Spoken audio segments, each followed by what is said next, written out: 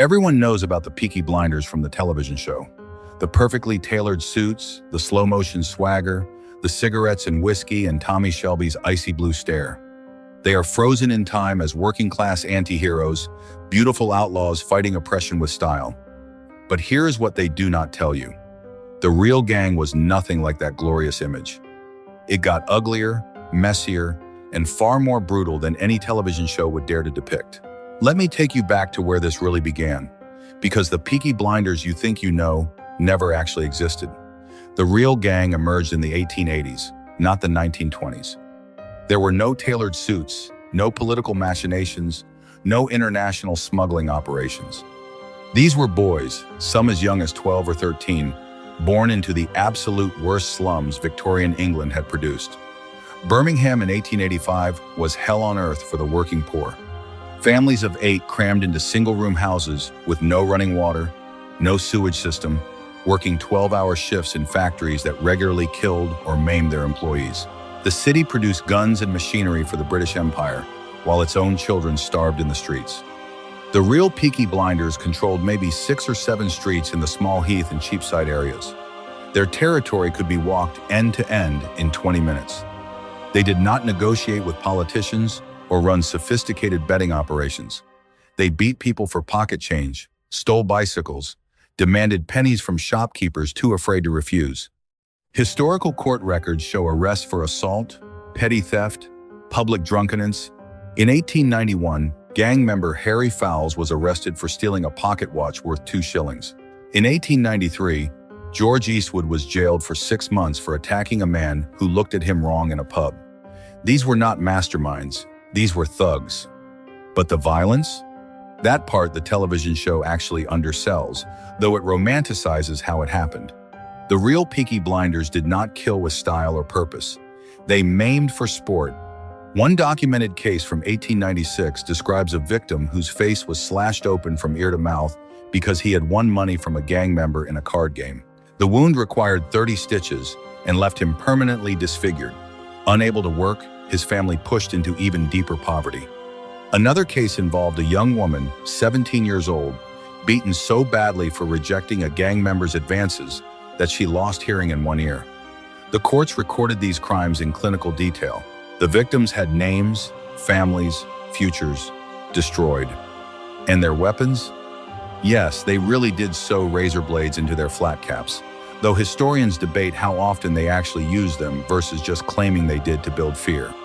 But here is what the show never tells you. Those caps were not fashion statements. They were the cheapest headwear available, cloth caps every working man in Birmingham wore because they could not afford anything else.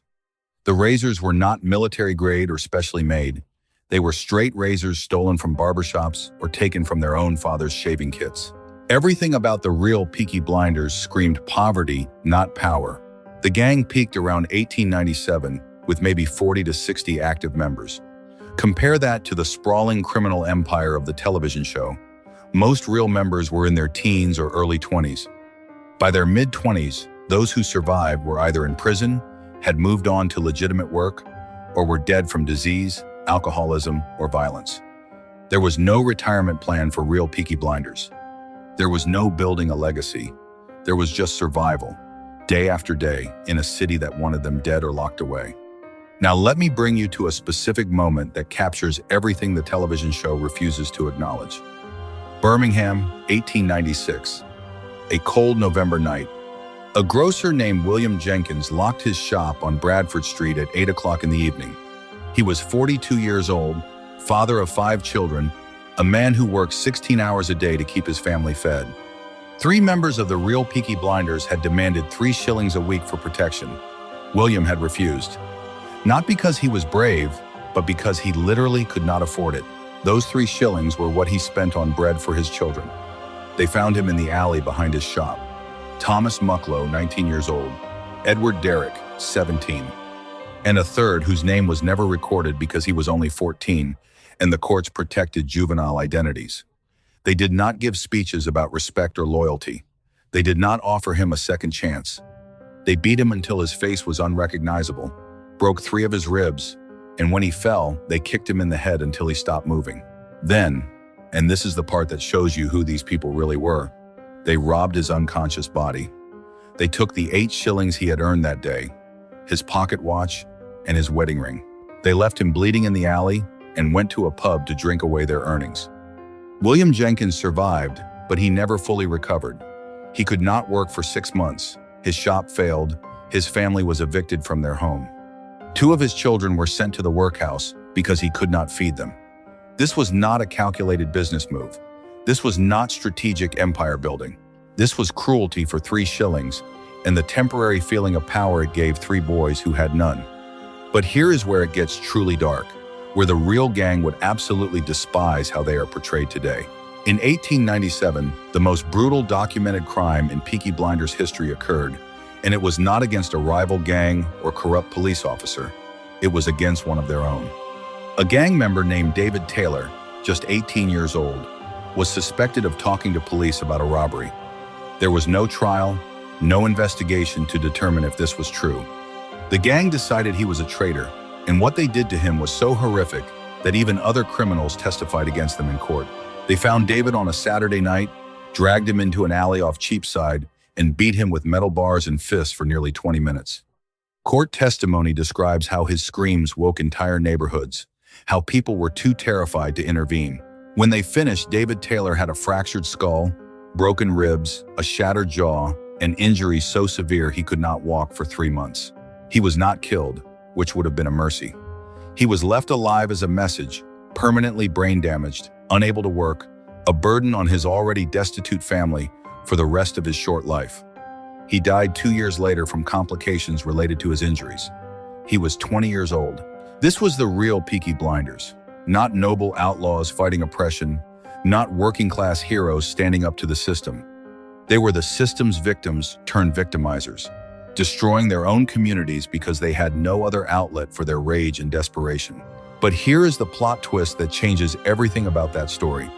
The police who finally arrested the men responsible for attacking David Taylor, the officers who were praised in newspapers for bringing these criminals to justice, they were on the payroll of a rival gang from the Digbeth area. Yes, you heard that correctly. The very police who arrested them were themselves corrupt, but not in the grand, sophisticated way the television show depicts, with chief inspectors playing political chess. No, these were beat cops taking a few shillings a week to look the other way when certain criminals operated and to crack down hard on their competition. The corruption was as petty and pathetic as everything else about real gang life in Birmingham. This was not some vast conspiracy reaching into Parliament. This was desperate men in every direction, police included, trying to squeeze a few extra coins out of the nightmare they all lived in. And the most disturbing part of all? This was not even the worst thing the real Peaky Blinders did to their own people. What they did to a 14-year-old boy named James Murphy in 1898 makes the David Taylor beating look merciful. And the reason they did it will make you understand exactly why these real criminals would hate being turned into heroes on your television screen. James Murphy was 14 years old when he joined the Peaky Blinders in 1897. He was not recruited with promises of brotherhood or loyalty like the television show depicts. He was hungry. His father had died in a factory accident, crushed between 2 pieces of machinery, and the factory owner paid his widow exactly nothing in compensation. James needed money to help feed his 3 younger siblings, and the gang offered the fastest route to cash. For 6 months, he ran errands, delivered messages, stood watch while older members committed robberies. He was paid in pennies and the occasional stolen food. He thought he had found a way to survive. In March of 1898, James was arrested for pickpocketing. The police caught him stealing a wallet from a man outside a pub. It was his first arrest, and he was terrified. The police questioned him for 3 hours in a cold cell, and James, still just a child, broke down and cried. He did not intentionally inform on the gang. He did not give names or specific crimes, but he mentioned in his fear and confusion that he had been with older boys when a shop was robbed 2 weeks earlier. He did not know that this single, vague admission would seal his fate. The police let James go with a warning because of his age. He returned to Small Heath thinking he had escaped punishment. But someone had been watching the police station, as gang members often did, to see who got arrested and who got released too quickly. Word spread that James had been inside for 3 hours, far longer than a simple pickpocketing charge should take. The assumption was made, as it always was in that world, that he had talked. The truth did not matter. Suspicion was enough. They came for him on a Thursday evening, 5 days after his release. James was walking home from a church where he had gone to beg for food. 3 gang members, including one he considered a friend, grabbed him off the street and dragged him to an abandoned warehouse near the canal. What happened next was documented in court records from the trial that followed, testimony so disturbing that the judge cleared the public gallery and forbade newspapers from printing the full details. They tortured James Murphy for information he did not have. They wanted names of who else might be informing, details about what he had told the police, confirmation of their paranoid suspicions. James had nothing to tell them because he had barely said anything to the police at all. But his denials were taken as lies, his tears as proof of guilt. They beat him with boards and fists. They burned him with cigarettes. They broke his fingers one by one, trying to make him confess to betrayals he had never committed. The torture lasted over an hour.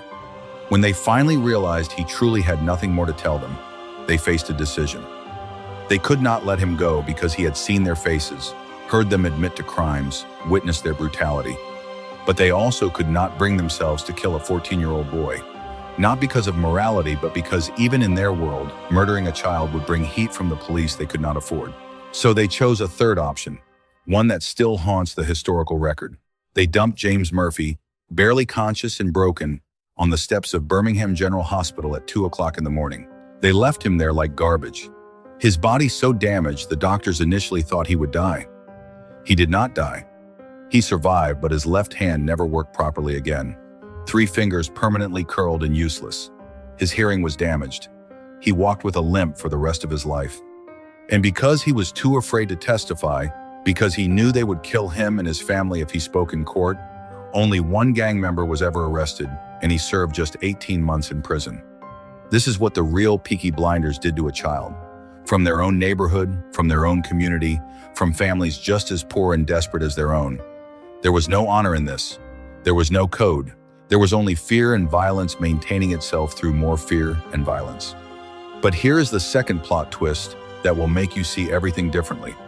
That 1 gang member who was arrested and served 18 months, his name was Robert Wade, and he was 17 years old when he participated in torturing James Murphy.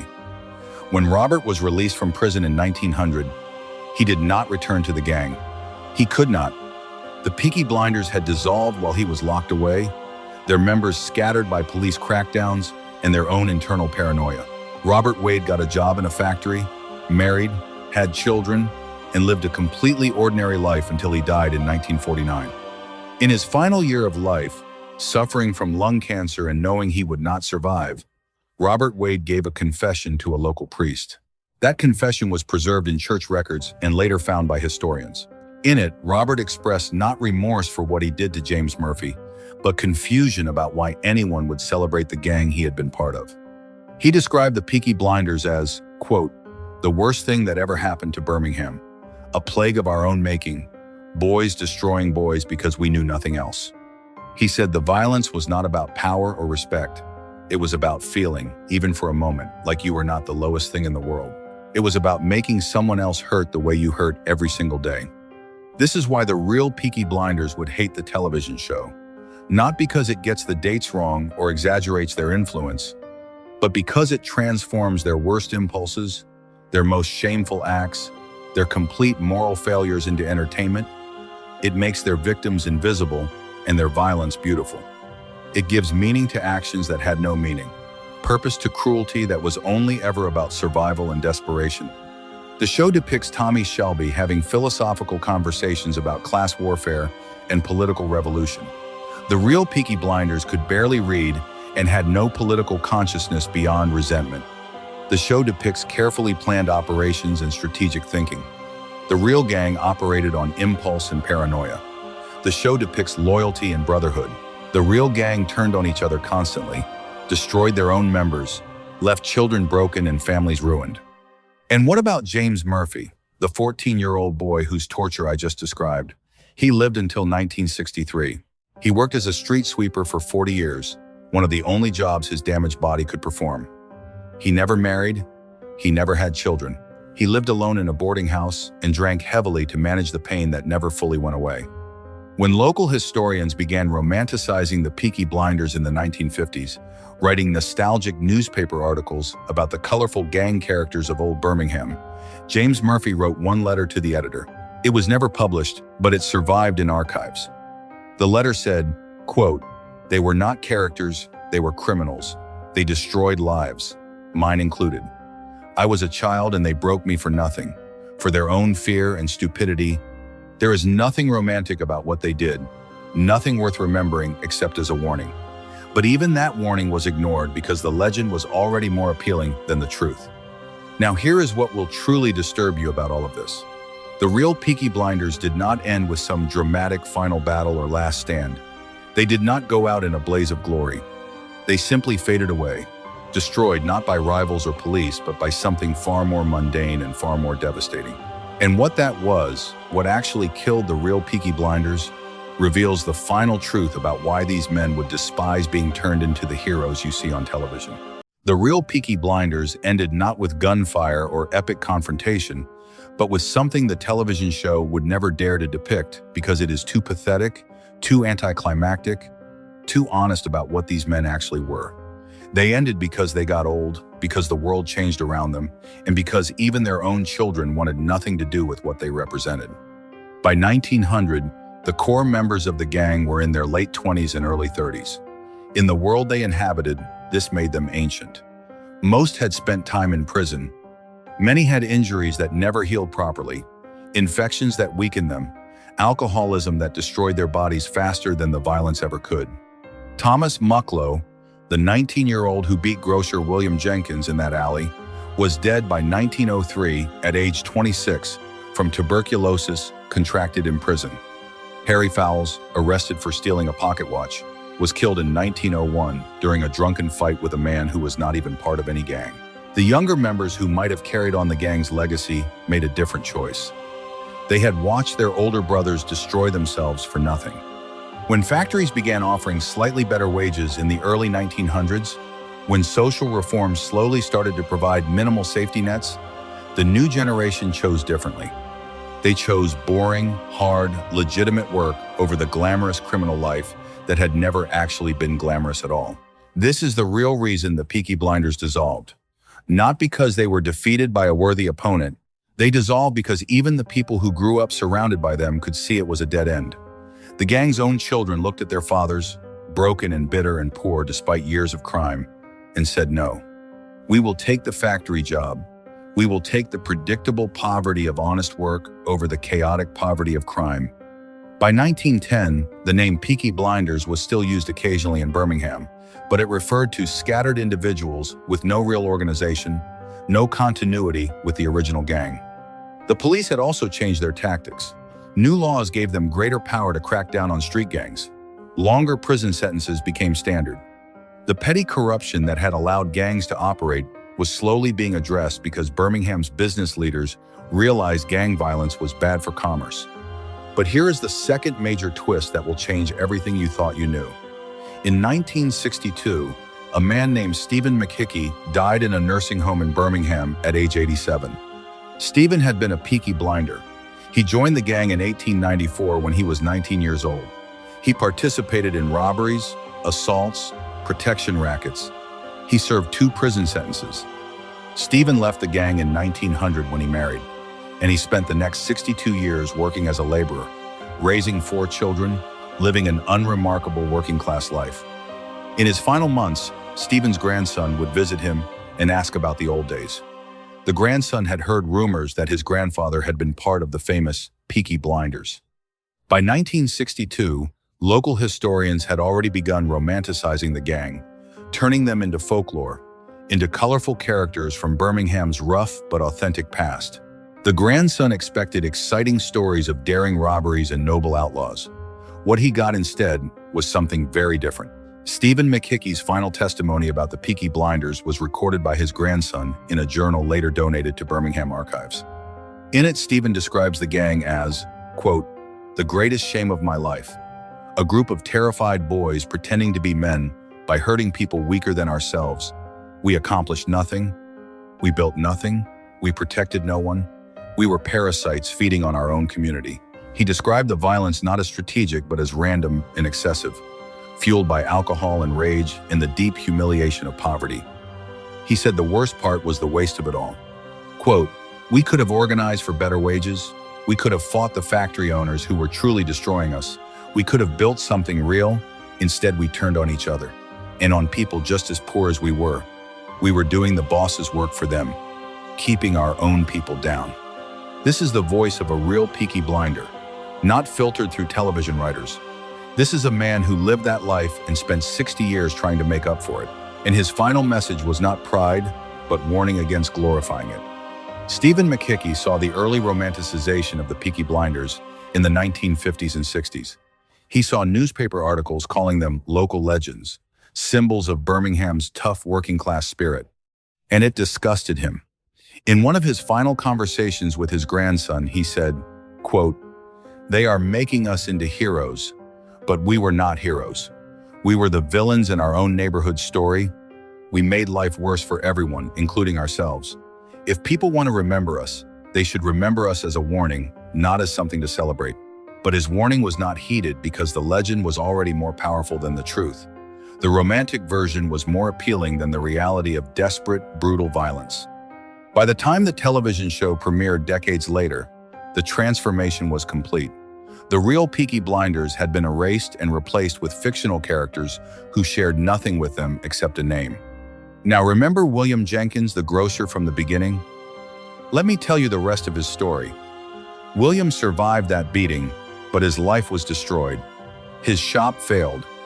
His family was evicted. 2 of his children were sent to the workhouse.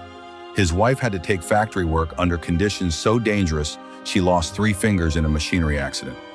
In 1924, William Jenkins' youngest son, Robert Jenkins, became a police officer in Birmingham. Robert had been 7 years old when his father was beaten.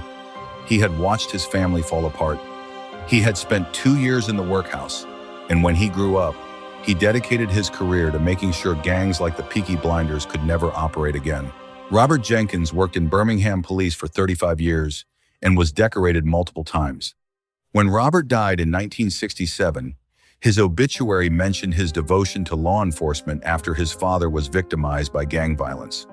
But Robert's children knew the full story. They knew their grandfather had been beaten by the gang that television would soon make into heroes. And they knew the real legacy was not style or rebellion, but broken bodies and broken families and trauma that echoed through generations. This is why the real Peaky Blinders would hate the television show, not because of dates or locations, but because the show erases their victims. It erases William Jenkins and his family. It erases James Murphy, the 14-year-old boy tortured for nothing. It erases David Taylor, attacked by his own gang and dead at 20. It erases all the ordinary people who suffered. The show gives the gang a code of honor they never had, a political consciousness they never possessed, a legacy worth preserving when their only real legacy was pain. And it makes the violence beautiful. The slow-motion fights, the artful blood, the glinting razors. The real violence was not beautiful. It was ugly and desperate. It was lives destroyed for no reason, communities torn apart, decades of trauma for temporary feelings of power that evaporated immediately. Stephen McKickey said it best in his final words. Quote, "I was 19 and I hurt someone badly. I felt powerful for maybe 10 minutes, then I felt sick for the rest of my life. There was no philosophy, no grand plan, just a stupid, angry boy causing harm, because I did not know any other way to feel like I mattered. And now people want to make that into entertainment. It makes me want to scream." That is the voice of truth. That is what the real Peaky Blinders were. And that is why they would hate being turned into the stylish, heroic figures you see on television. The show is a moral inversion, taking the worst of human behavior and transforming it into aspiration. So the next time you watch Tommy Shelby in slow motion, remember the real people. Remember James Murphy, broken at 14. Remember Stephen McKickey, carrying shame until death. Remember William Jenkins, whose family was destroyed over 3 shillings. That is the real story the television show will never tell you. And that is why the real Peaky Blinders would beg you to turn it off.